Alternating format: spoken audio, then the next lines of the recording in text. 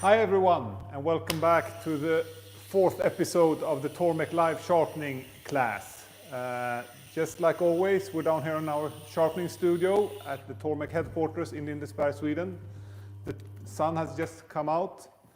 I would like to say it's fun to week after week see people from all over the world logging in and taking their time to see us sharpen. We are very humble to that. We really appreciate it, so thank you very much. Perhaps I should say good morning. I see there are a lot of people from the US, and for you it's quite early, so I hope you're having your morning coffee and watch us sharpen. As usual, we are live, so please ask your questions and we'll try to answer them the best we can during the show. I will let Wolfgang do sharpening, and then after each segment I will try to answer a couple of questions, or we will answer questions. I should present myself, as you might know me by now, but my name is Sèbastien and I'm a country sales manager here at Tormek, and I'm responsible for Western Europe, South Africa, Australia and New Zealand. And with me I have my German colleague, Dr. Hess. No, Wolfgang, you can present yourself perhaps. Hello, I'm Wolfgang, and also sales manager and responsible for Central, South and the Eastern countries. And yeah, today live, everything can happen. Yeah, like no always. tricks, no net, nothing. Everything is live. Yes. Behind the camera, Emma from marketing. Exactly. Welcome, Emma. Hi. Great. So today's episode, we will be sharpening for about 45 minutes an hour. I think we will get close to the hour, or perhaps even more if I know Wolfgang right. No, I try. And we will be doing carving tools, and we will start with the carving knife. But Emma, if you come a bit closer, I will go through a bit of the different tools we will be using today, or we will be sharpening today. We will start with the carving knife, or a sloyd knife, and for that we will be using the SVM 45 and the SVM 00 together. Then we will be showing different this flexi-cuts knife or skewers knife, also chip carving knives, many different names. It's the same theory on all these different types of knives. Then we will be discussing the hook knife, which is a complex tool to sharpen, but we will show you the best option we have found so far on the Tormek, also using those two jigs. Afterwards we will go through different straight gouges with the SVS 38 and different sizes, and also we will be showing a short chisel or a Japanese chisel. This small tool we will be showing as well. Afterwards we will go through different bent gouges. So we have a spoon shaped gouge, a back bent gouge, a bent gouge, and for these different with the bend or all kinds of curves we need the SVD 186R to sharpen. After that we will go to the favorite, the V tools, which are both bent and a straight. The V tool, I can say already now, in theory is quite easy, but in practice it's one of the hardest tools to sharpen, but we will give you tips and tricks of how we do that. For the straight one we will show you both how you can sharpen it with the SVS 38 but also with SVD 186. It depends on which jig you have and your personal preferences. With the bent one you need the SVD 186. Good. And if we have time, as you hear, there are a lot of tools. We will do this draw knife quickly. I might say that right away, we're not going to sharpen all tools all the way through because we won't be able to time-wise to do that, and I don't think that will give you, the viewers, most out of the show either. So we will give you small tips and tricks, how the basics, and hopefully that will give you some new experiences. Exactly. I have talked enough. The floor is yours. Sharpening Dr. Hess. Ta-ta. Yes. Up to you. Yeah, as Sébastien said, we can't sharpen all the tools from scratch to the end because we know everyone that it's getting sharp anyway. But most important are all these tricks and tweaks, what you can do and to be careful, or what we can help you to take an extra look and an eye on it to make the best possible result of it. First of all, today we sharpen also on the T8 because it's a good format camera-wise. Otherwise, the machine T4 would be a little bit smaller and not good to see for you. But everything we show here on the T8 is also possible on the T4. There are no differences. The only thing is it's a little bit stronger, a little bit wider, a little bit more comfortable, more rigid. But in the end, exactly the same. So what I've done, loaded with the water, and important that you have a flat surface. Maybe you have to drew it, or even if it's a little bit, you feel just the rough side. And maybe you have seen it before already. When I go here, you feel with one finger behind how the surface is. Because we are dealing today with more or less delicate tools, the steel is not as hard. We can go down to 1000 because all your tools you work normally are not heavily damaged. In case, of course, you have a small chip in there, then you can make it a little bit rougher. But for the normal maintenance, 1000 is absolutely enough. Or for those who prefer just to hoon a little bit, you can use the leather, or we want extra shiny, you can use here our Japanese stone, which we don't show today on it, but you know, it's mirror finish. But it can be very popular amongst absolutely different carvers wood with carvers. these small delicate tools. The Japanese waterstone is absolutely an option. And absolutely, these tools are also cost a little bit, and you remove nearly nothing with the Japanese stone, only that what you need. And here's a little bit more aggressive, of course. So I go down already on 1000. And we hear also on the sound, it's not scratching or screaming, it is more or less like nice fine sanding, and then it's really nice flat surface. Then we have the perfect preparation. We go back to a little bit too low. We go a little bit higher up. Small trick, it's a little bit faster.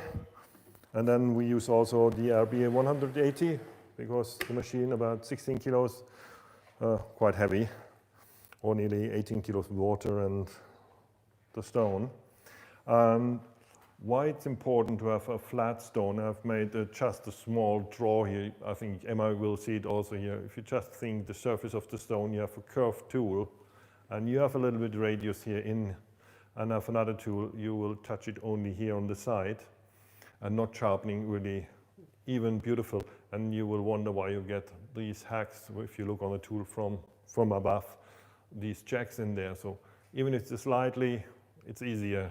You have a really nice flat surface. We could say that we often see people not using the TT50 often enough because they're afraid of wearing the stone. Yeah. The TT50 really doesn't wear the stone, so please take shallow passes, but use the TT50 frequently. It's a fantastic tool. Even here, if you feel slightly, just a little bit, flatten it, then you will have a better result, a faster result, and more even and more consistent, far more. So therefore, it's quite important to have a good prepared machine. So and then we will start, as we said, with the sloyd knife or carving knife. And I have prepared one side because this was new here. You see maybe the marking near the edge still left, and the marking here on the upper side of the bevel.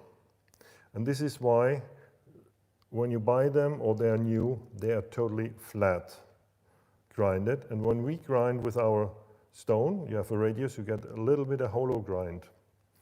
And therefore, when you make the adjustment for the angle, then you have to check that you get in the middle your scratch mark of the bevel.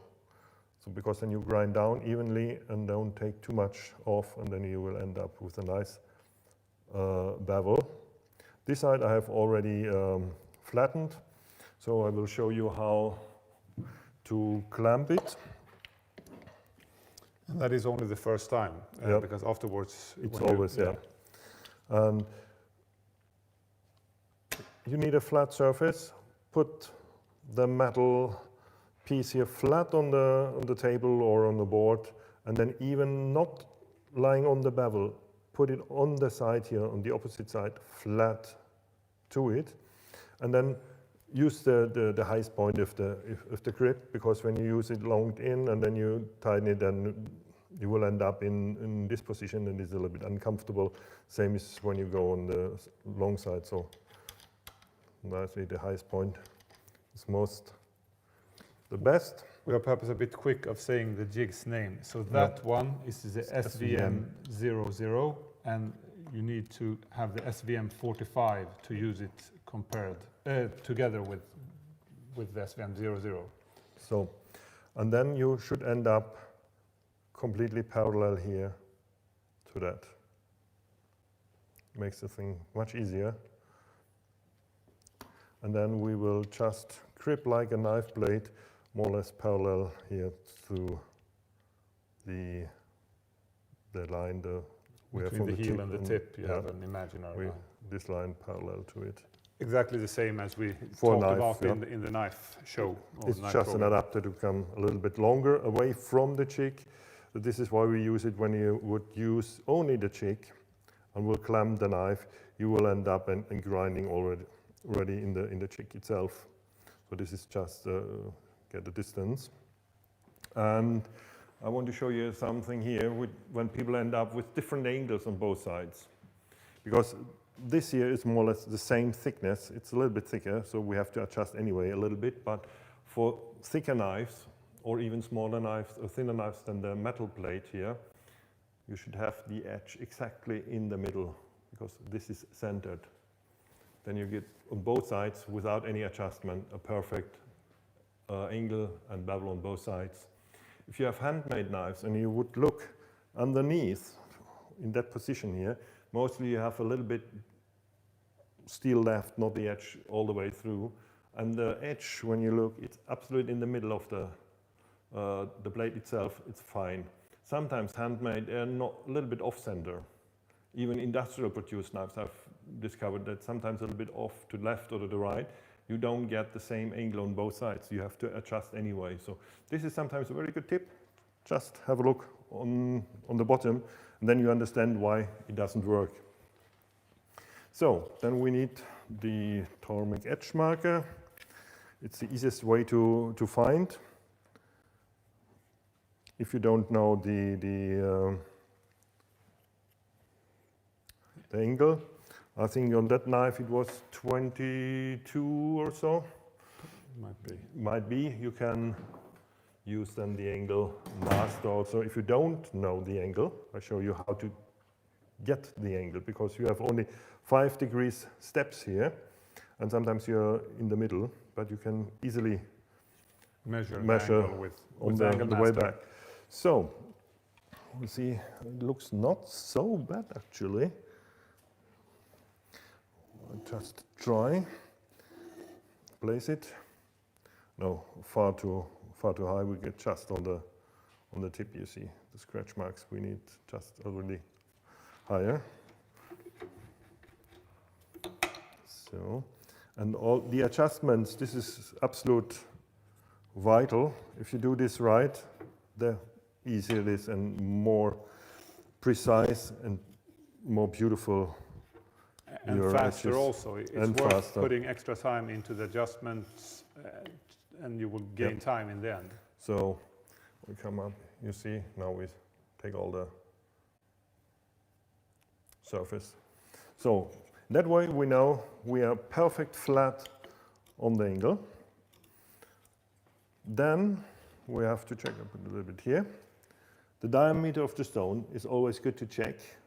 We are slightly about over 245. I've done here also slightly above 245 from the scale here. And then I just open this here, that it's movable. Then I place it on the bevel and the edge to the stone exactly there until there is no, you see the space, until the space is gone. Well, you see not right, but it seems to be. So we have an angle here from 30 something else, 33. Then when you know this, you can use our labels, place it on the knife, and then you can use also the angle master. And what we showed now was how you can find out the angle on the knife. If you don't know it. But what you can do also with the angle master, for those who haven't seen the previous shows, you can choose whatever angle you want and set the angle as well. But now was an extra trick how to find the angle you already had. So if you, for example, you know your knife has 33 degrees, then you can adjust with the angle master. Otherwise, the marker method. Then we start, just like the other knives. I give them a nice firm hold here with the fingers closed. Nothing can happen because it's slow, no heat and no sparks. And then just flat on it. You see the water on it, then medium pressure, follow it, and then just lifting up. You don't need to be stressed here, just slow, nicely parallel.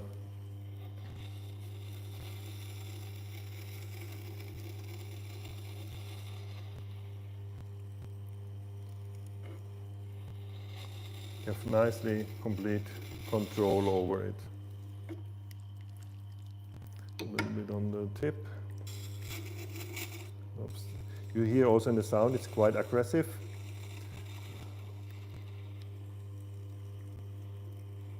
You hear the difference. And here again, you just to follow the line and lift. Don't go that way around. You will end up in an uneven bevel. So just over, flat on it, and then lifting.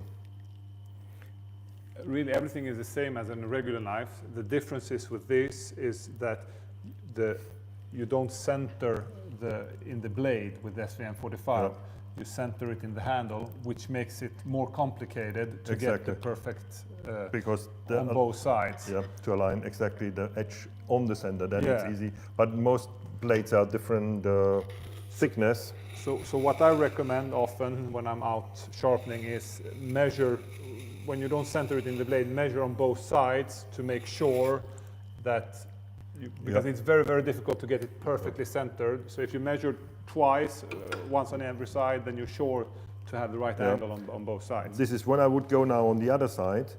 It's better to make my markings or use the angle master again, just to get the same angle. Otherwise, you will end up in two different. Yeah, it's very difficult to nut. They're different thickness, not maybe exactly centered, as I said here. So then gives it a really beautiful, nice edge. And then when you have sharpened it, you hoon it. Also normally, okay, both sides, it's the same. And then you turn around your machine because you don't polish against the leather, with the leather always away from you. And here's the same.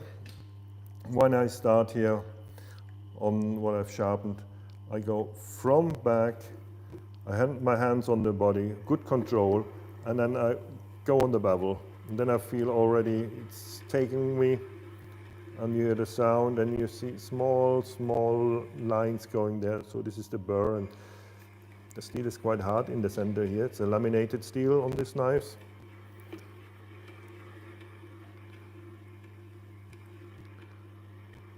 And this is also, I hoon first on the same side where I've sharpened last. So because the burrs are on that side, when I go that, it will break off. Just to give it a much better edge, I take on the same side and polish him through and away more or less, till just a very slightly small is left, and then I go from the other side, do the same. This is just a little bit training to get really on the same angle on the bevel, but you will feel it because you hear it scratch, and then when you go too far, it will also the sound, and you see. Yeah, and it's a soft material, so you won't really damage the edge. Just to be clear, Wolfgang did the fast version here. You didn't sharpen both sides. Both sides, no. It's the same. You just turn around, but we will have to do short versions of many tools here to be able to make. But you see already, it is. I come just to really just a quick honing only, nicely even and shining. And you can go also on the Japanese stone if you want really perfect shiny surface. And there are some discussions about we produce that shape here, a hollow grind to the flat grind or a secondary bevel on the bottom. We'll cover this in a special all about knives, even on the side. We have for an hour just of that. Exactly. Just show this one. Okay, carving knives. We have the question. Exactly the same. Oops. You don't have to sharpen them, but you can just show you. It is exactly the same. You place them here, flat on the surface again, on the side here, holding. The thickest point is mostly best to fix it. And then here you just mark again about the heights of the units bar. You get the right angle, and then you just follow a little bit up the shape of the edge. So exactly the same way as the ordinary knife. And for the others, it's much easier because it's also just straight, and then you go only a little bit forward on the side, and even that here. And how to sharpen on the complete side, completely flat. We will do this in a later. Then we use the MB100 here and a diamond wheel, and then we do those tools too and cover it, because in chip carving there are different philosophies and different angles without bevel or with a bevel. But this is really a special. Before we go to the hook knife, I just want to answer a question. We have two French friends here. I like France, that's why I answered the question. That is asking if we're only doing this in English. Actually, we're doing all these courses in 4 different languages, Swedish, English, French, and German. And we follow the exact same topics. So here, this is episode 4. Episode 4 in German will be the same topic in French and so forth. So if English is not your first language, you can hear the same shows in German, in French, and in Swedish. Yeah, and it's mostly me and Wolfgang doing the shows. And then even on YouTube, you have the international page here, Tormek Sharpening. Yeah. In German, we will have on Tormek DE. Yes. Exactly. So it's different YouTube channels. We have a YouTube channel called tormek.fr for France, tormek.de. No, there's not a dot in between. Just Tormek.fr, Tormek.de, Tormek SE for Sweden, and this is Tormek Sharpening is in English for everyone. Yeah, exactly. So before I lost my French friends that didn't understand, so tune in next week instead. You will have a. So this tool. And there are different shapes. There's more open, or like this is very closed. We go just in the same way. On the other side, wait, we go. Where's the edge? The edge is here. We have to turn around the machine for Emma and for myself again. And then we have it in that way, yeah. And it can be different depending on if it's a left-handed hook knife or if it's a right-handed hook knife. And here also, because it's hooked, I put it just here that I get more or less parallel here. It is easier in compared if you have it like this in the jig. It's much more difficult, so just get it flat, and even here on the highest point. And here we go straight in there, or maybe a little bit, because it's a little bit smaller in the tip.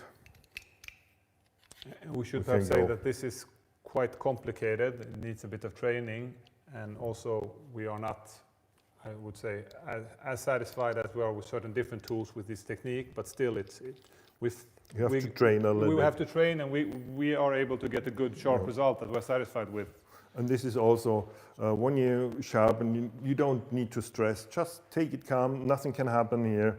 If you have on 1000 grit, it's really safe and good controlled, and you don't destroy your tools because you take not too much in one stroke compared to a much coarser grit. In the same method, because you can't measure here an angle, we take just the marker, mark your bevel, and then we have to go quite a bit higher here. And again, just place it here, looking, looks You have a good day today. good day today. We So- might warn the viewers that there might come some kind of squeaky sound due to Yeah. the vibrations here. Maybe so it's a little bit noisy now. if you have something in your ears, lower the sound before Wolfgang gets going here. Because we go quite steep and aggressive to the stone. And then you see you have a little bit a blade here. When you make this to your habit, just hold down here, because you have a flat surface on the micro adjustment, and then just the other side fix it. Then it's always straight. This is just a habit you should use. And then we start the machine, and then again you can do nicely flat here. And then you hear it already. Not too much pressure. And also the water helps you to see where you are sharpening at the moment. And you hear it's a fantastic sound. It's like music to my ears. But So- the important thing is that we get a sharp result, even Yeah. though the sound is... And this is the way you go around. So therefore it is just very easy. Just going down here.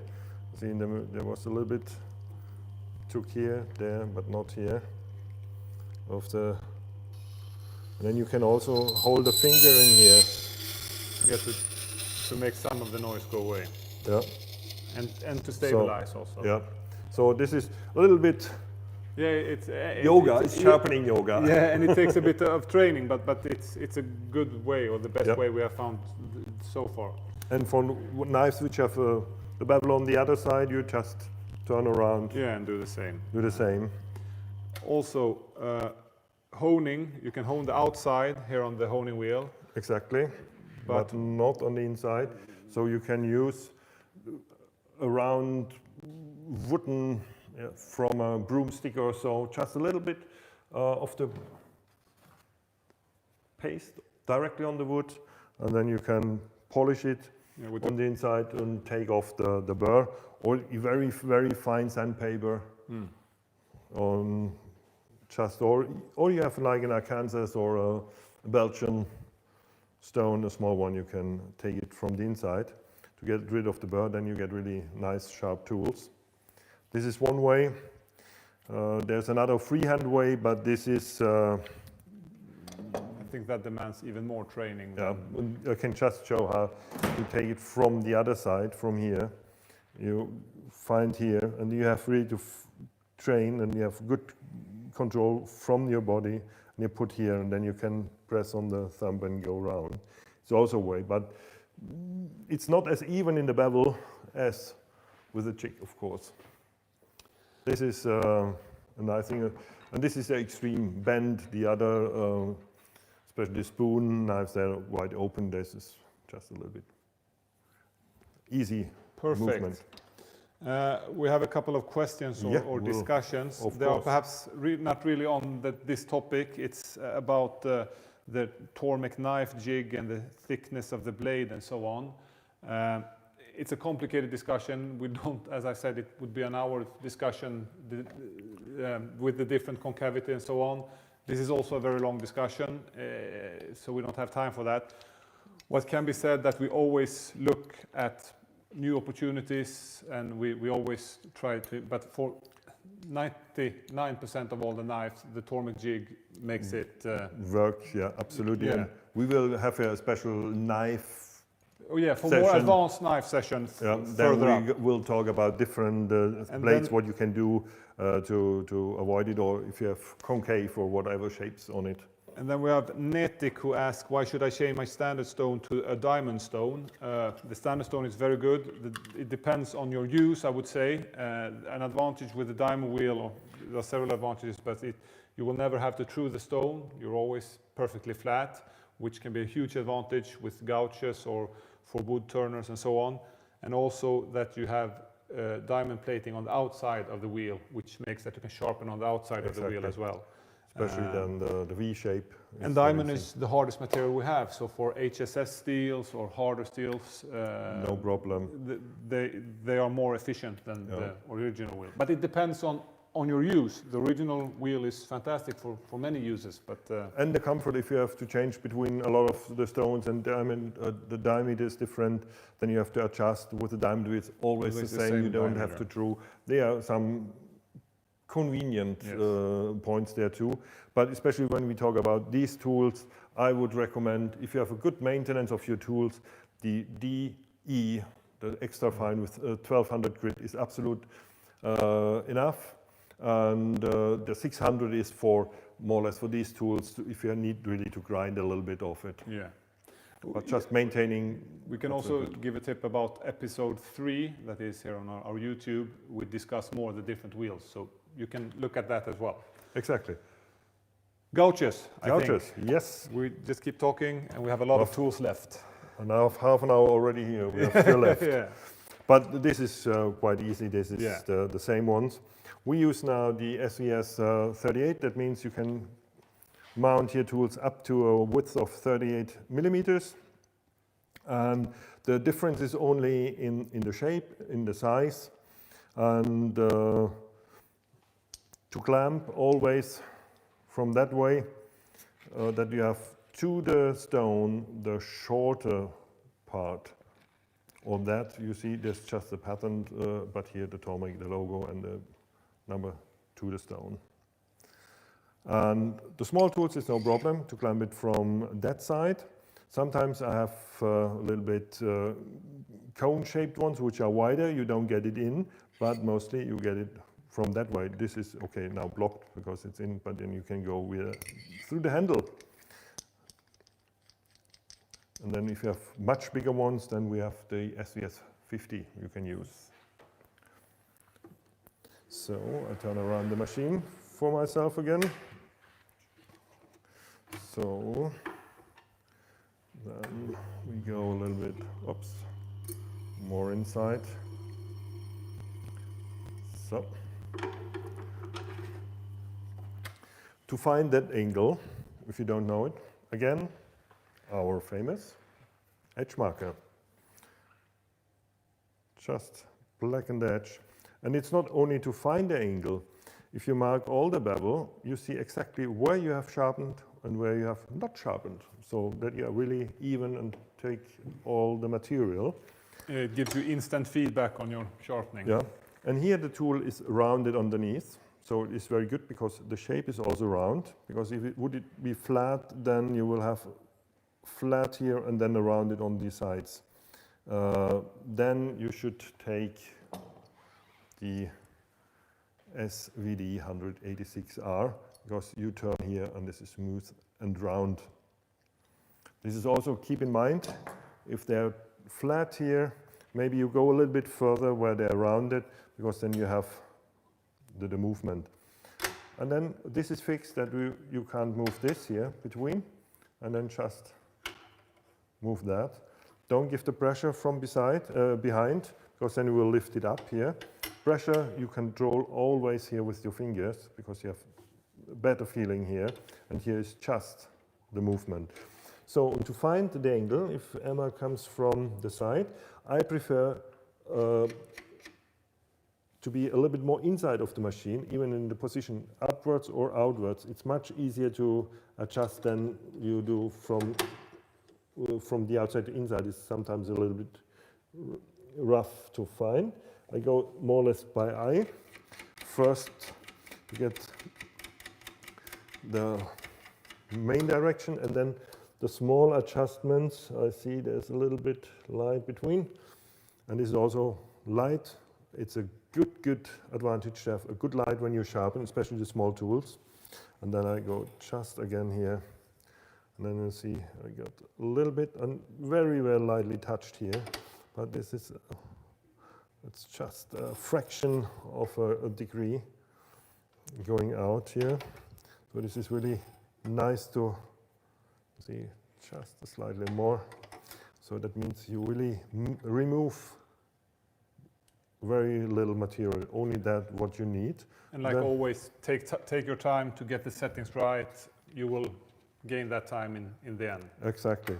Then we start the machine, pressure here with the finger, and then maybe also if Emma can show it on the stone, because you see a black line, and this is only the point where you're sharpening. You see this line here, and then people think, I'm already in the end, but there's still something left here.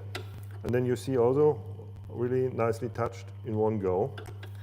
So I start, and then you see direct the line where I am here until to the side, and then again I use.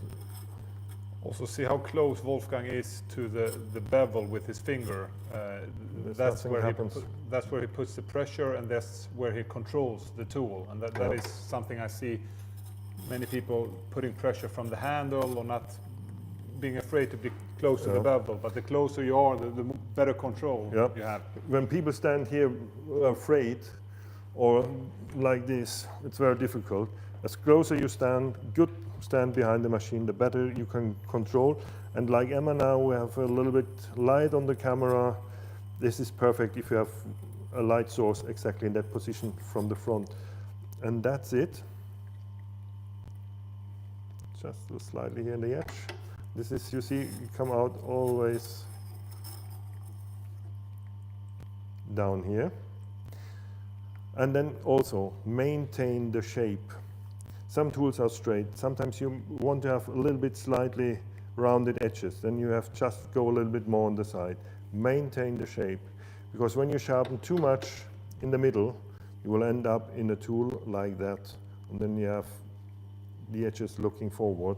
And this is not good for general wood carving. There are some tools which is good to have this, but this is really special purposes, but we will talk about this also in a later point when we have the different shapes. So when I'm not sure, I leave this still on the tool, because when I'm not satisfied, I can go back without adjustments. So this keeps you even time, because some steels are very thin, like a foil. And then you hoon it, and then the foil goes away, and that's, no, it's not good. And then you need a little bit more. This steel is very good. They're handmade tools from Italy. They're really nice. And I know I need a little bit because I polished before a little bit, and it's nearly finished. Not more than in the tip of the tube, and here for these small tools, even less. It's better to use more often, a little bit, than in one time too much. And you see, I can use here on the machine, nothing happens. Good control, again, hands on my body. I go from behind, I start here and go on the bevel. You will feel it, it's scratching, you hear it, and when you're on the bevel, you don't feel anything. It's like surfing, and you're exactly on the bevel. And just following. And you can press with your thumb. You have good control here. You have control in the body. Good fixed. Then it's absolute easy. And don't overdo. Then you will feel it scratching. You can start in the top. Just move a little bit down, and then you get on your bevel. So, and then just a little bit paper.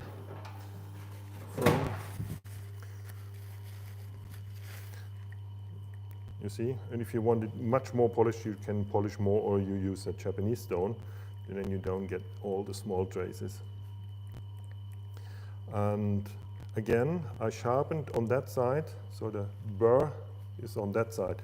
I polished more or less away, nearly nothing to feel, but still a little bit left. I go on that wheel. Here's enough paste on it, but otherwise you just place a little bit. And then you see, I use also my finger here. I use the machine and then just follow the roundness. And very flat, you see, but exactly coming up to the tip, because I don't like to round it on that side. Don't feel anything, and then it's really easy and sharp tool.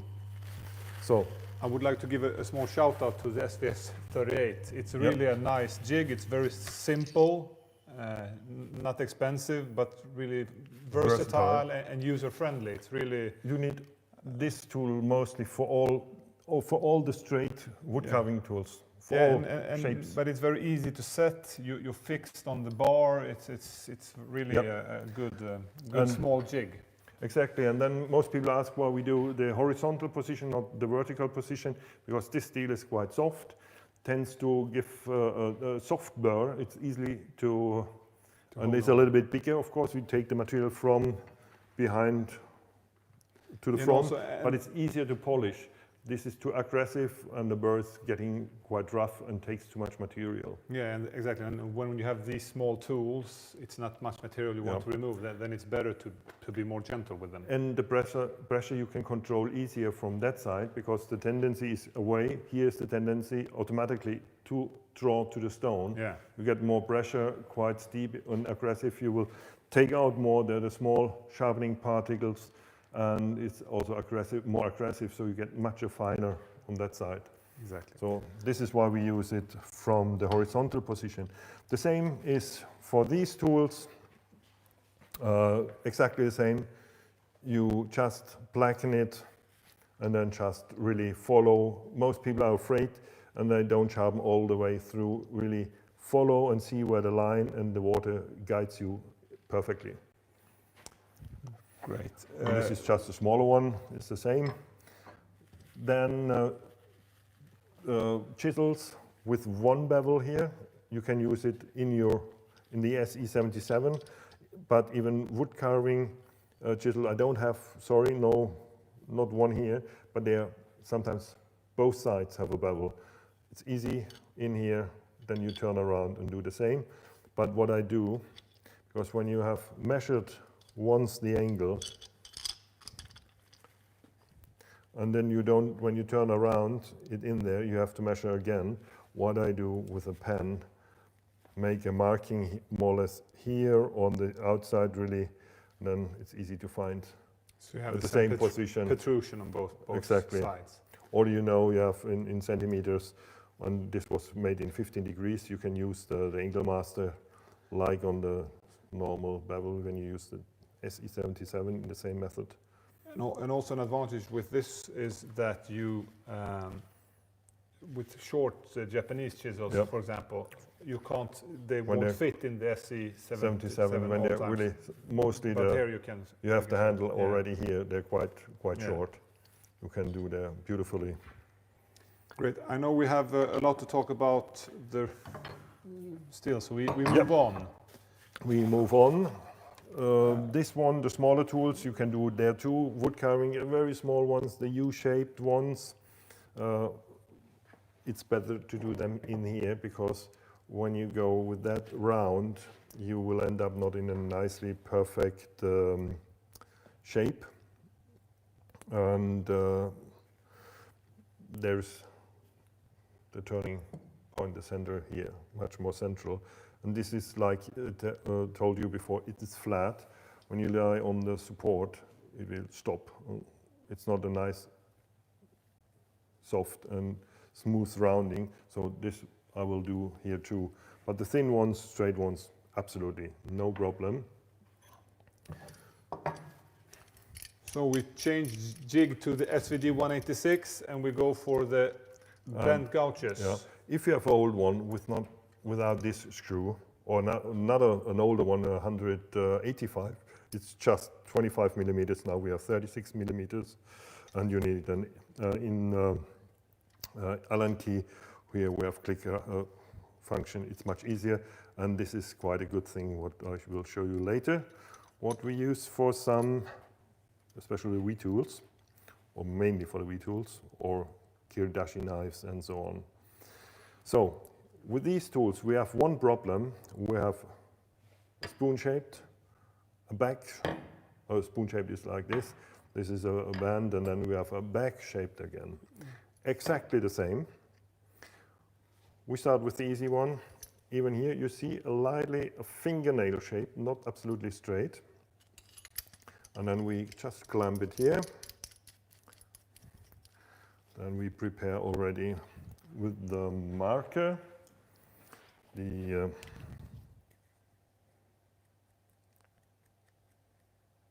bevel to find the right angle. Just it's still soft. Important is that this is all the way in and fixed. This small screw in the middle here, open, that we can rotate, and this is just slightly that we have not fixed, but we can move it. Then another important to find the shape. Yeah, what could be said why you can't use the SVS 38 is that this piece on the SVD 186 compensates for the bent or the back bent or the spoon shape. That is why you need this jig and not Absolutely. the SVS 38. If you have just a carpenter square, or you can use our TT50 with a flat side on the stone, just to create a 90-degree line on the stone. This is quite a helpful small tip for many, many tools, also for the drills to control. So, open here again. What I do is first to determine the angle, because I want, when I make the movement here, so maybe Emma, if you show directly from behind, because I want to follow when I move the line. But you see here that I make a movement like this. And I go completely flat, then it's much more. You see, I make a line above in the rotation. If I go completely somewhere here in a movement, you see, I follow the line when I go much more steeper. It's not very strong bend, but tools which have much more shape.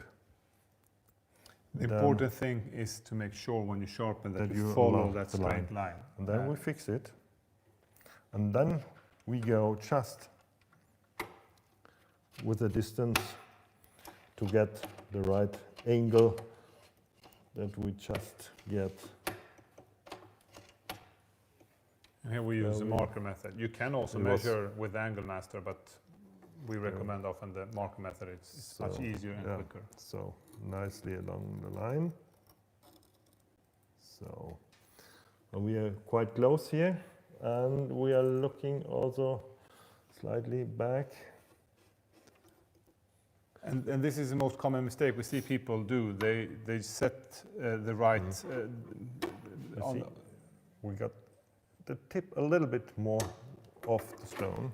They often perhaps set the right angle, but then they have the shape that doesn't go on a straight line. It goes like a U, and then they will take off the ears from the gouge, or they won't get it really round. If you want straight, they get a rounded fingernail or negative inside, which the tip's on the round. So this is really important to roll the rotation along the line.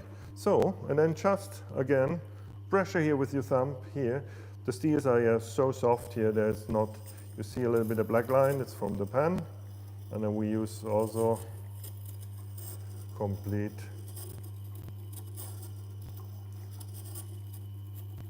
See nicely where the line is, you can really follow your sharpening without seeing the bevel.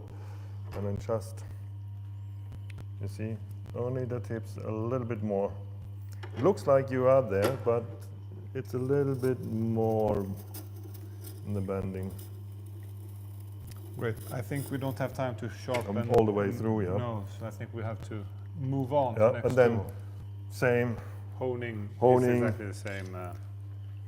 this way, and then from the inside. Perfect. Absolute the same. Then we go to that one. Then we will see you will need another. Then we have to the V-tools. Just a back bend. Wait, it's dried out a little bit. The workshop is too dry. I think we have to fix. And these tools here, they tend to, when you apply too much pressure, It's difficult to put them straight in. yeah, always. really straight first, that the pressure is coming straight, not a little bit. The easier it is in here. And then I use the jig only for the movement, the pressure here, and then really soft. And here again, we'll find the line. And then, of course, we have to go out a little bit first. Get roughly the angle here. And then you see I have a complete different movement. I want to a little bit more open. Still a little bit. The basics So are the same. You always want to follow this straight line, not being above it or underneath it. Yeah. No matter if it's a spoon-shaped, back bent, or This a curved is better here. gouge. This position is better. And then the distance again to find the right angle on the down there with the marker. So this is just to find Just the right position. Clarify here for Tom R. Did you match the line by adjusting the tool protrusion in the jig and then adjust the angle by the distance? It's not the protrusion that it adjusts. It can be the protrusion, but You want the inside. it's the angle of the head. This you one, have this you one. have 6 different You have settings. here, yeah, you see the 0, 1, 2, 3, 4, 5, 6 different positions. Yeah. This is compensating So the that's curve and the exactly. So it's the, as you call it, Yeah. the click setting Yeah. that compensates Yeah. the curve, and that you have to work with also Exactly. the distance. and the distance is then in the end just to hit The the right angle, Exactly. the bevel. Exactly. Great. Tom seems. I think we answered his question. Okay, good. Then the other one, the spoon shaped, is exactly the same. We want out here, we just want to follow not this way, we want just really follow.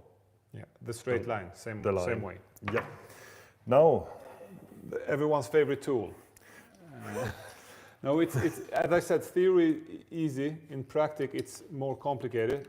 The Tormek is really well suited for a V tool, but no matter which sharpening system, they are complicated. You could say that in the same tool you have 2 chisels and a gouge in Yep. the same tool, exactly. and that makes it Yep. And complex. the problem is straight or a little bit backwards, exactly both wings parallel, not falling back, that you have a hole in the bottom or a tip in the bottom.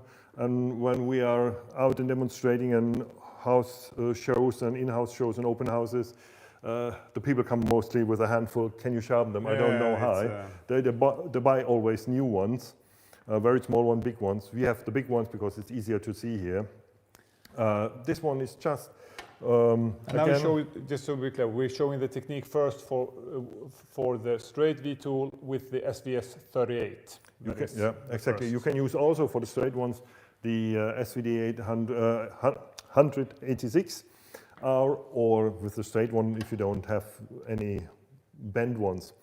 So again here, you see we are aligned because it's straight. And the distance here, we mark it black. This determines that angle. When we find that angle, one tip, don't move like this with that tool. What you do is when you go over, you will end up like this, and on the way back like this. Really, I make a little bit more extreme. You will up in a movement like this.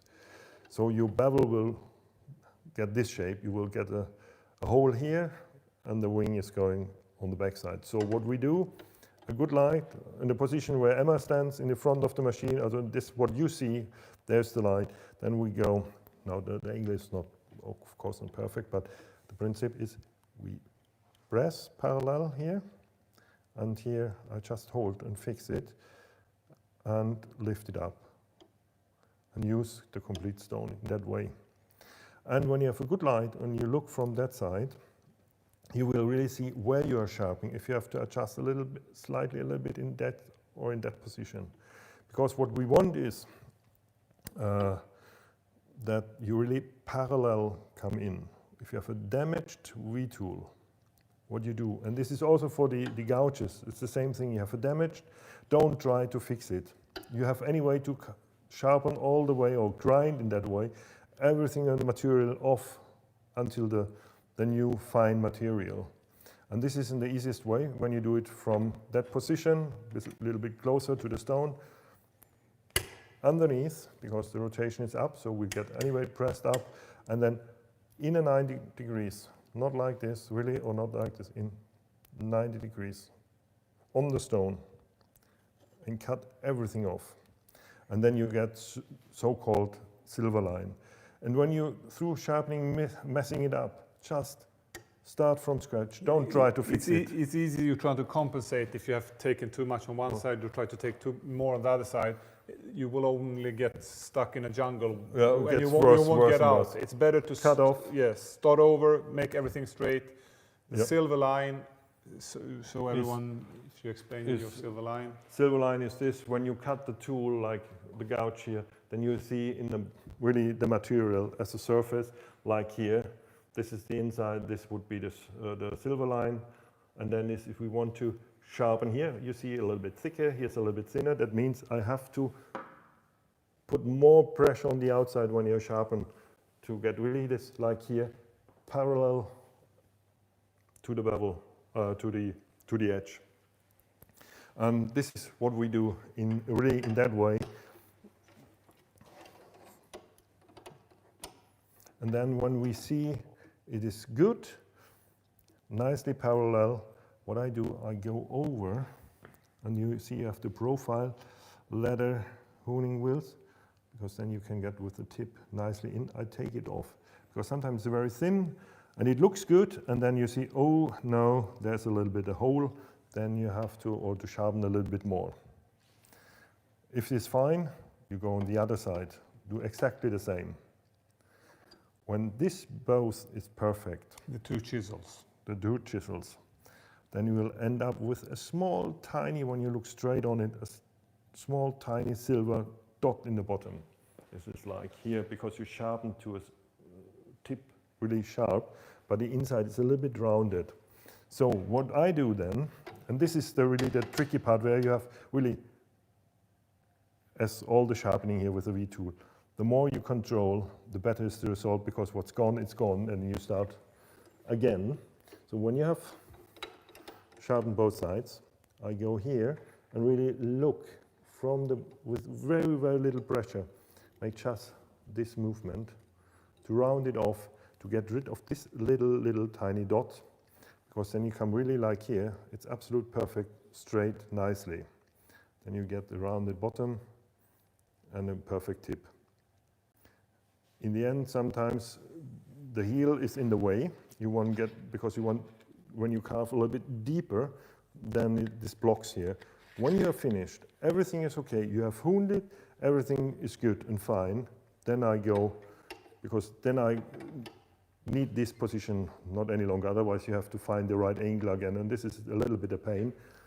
Just to go a little bit closer to the stone, you see on the heel, and then you can just grind away as much as you want, and you don't destroy the nice tip. There is no risk damaging the bevel. With these tips, it is absolute easy. And then in the special, when we have the diamond wheels, we will show you we can sharpen even on the outside, a straight if you don't want the concave. Yeah, exactly. This one was sharpened on the outside here. for the bent ones, The theory is exactly the line. same. And here is the line, very important again, where you see, you align and then you fix it.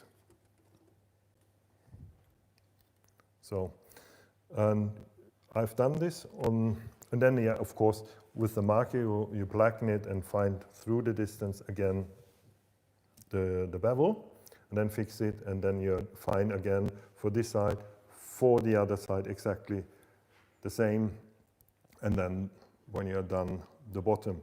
And now the big advantage is this little screw. Because when I told you before, when you go over in this movement, what you do is slightly overdoing this. On the way back, you do this. When you find your angle in the distance, you are perfect fine. Then you fix this little screw in the bottom. What happens? This is completely stiff, totally fixed. And this is the little bit magic which do the job for you, the job for you. Because then you can hold here and you put here your pressure, and then you can use really the stone completely even. And then special when we will sharpen on the outside, then it's absolute easy.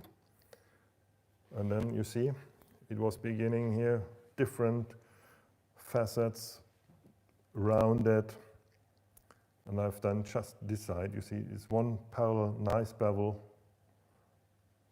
and I repaired it also in that way. It is too aggressive in that way. I press it down here and went down and just straighten off. And then you see, when you see in the front, I don't know, do you see it in the camera? You see here that this is the silver line, what we see. This is the cutoff, straight cutoff. And here we got a nice bevel, not honed, still the burr on the inside. And you see it's a little bit wider than here, than in the bottom. That means I have to give a slightly more so that the surface of the stone is parallel to the inside. And we'll sharpen a little bit first here, and then we go really nicely parallel down to the flank. Great. We should. And the bottom exactly the same. It's exactly the same techniques as you talk with the SBS 38 actually. And you can do a straight V tool on the SVD 186 in the same way as you did the bent one. Exactly. But then it's just in the zero position. Yeah, exactly, zero position. And depending, and which one is the best to use, depending which you have. And it's also a question of what you feel is you're most comfortable with. Yeah. Tom asked, is there a video to explore the SVD 186 in depth, especially how the relationship between protrusion, setting and distance creates different gouge wing shapes? Yes, in the wood turning episode, yeah. We will be, in the wood turning episode, we will be going next, I think, or in the English? Yeah, I think it might be the next episode. We will go more in depth on the SVD 186, talk about the different Tormek recipes and so forth. The recipes, exactly, where you talk much more. We had one of our followers that really wanted the draw knife, so we will show it quickly before we... This is the Swedish version in that position. Then you have the traditional ones, they have the handle here. Yeah, it's exactly the same technique for both. Then you have straight ones like this. Then you have curved ones, exactly the same. When you have the curved ones, this is sometimes a little bit difficult to hold. Then it's easier to use the SVD 110, our universal plate. The plate, because then you can lie on then and rolling over. This one. This one, yeah. These are the straight ones, are the most easiest. Just parallel in the knife jig, like a knife, just in the middle, parallel to the edge. Much easier. Clamp it. Use the marker method in the horizontal position.